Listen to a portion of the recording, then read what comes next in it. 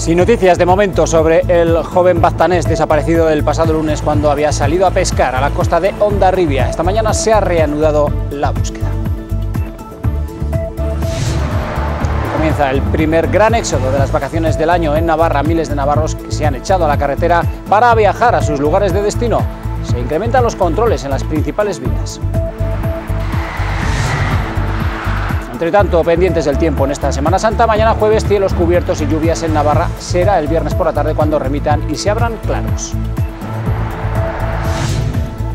Los comerciantes del ensanche pamplonés reclaman al ayuntamiento más presencia policial ante el alarmante aumento de robos que se está produciendo en los últimos días.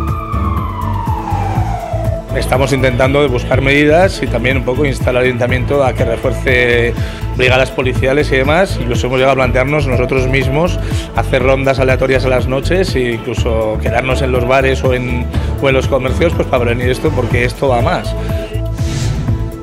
La Guardia Civil en Navarra fue la que inició la investigación tras una denuncia que finalmente ha dado con 25 detenidos en diferentes provincias de España de una banda que manipulaba coches de alta gama para venderlos luego a precios muy superiores.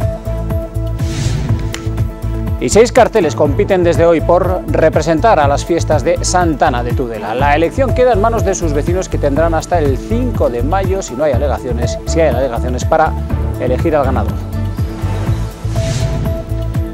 En menos de 12 horas se agotaron las entradas puestas a la venta para el amistoso que la selección española de baloncesto va a disputar frente a Lituania el próximo 2 de agosto. El Navarra Arena se va a llenar con 10.000 espectadores en su primer partido internacional.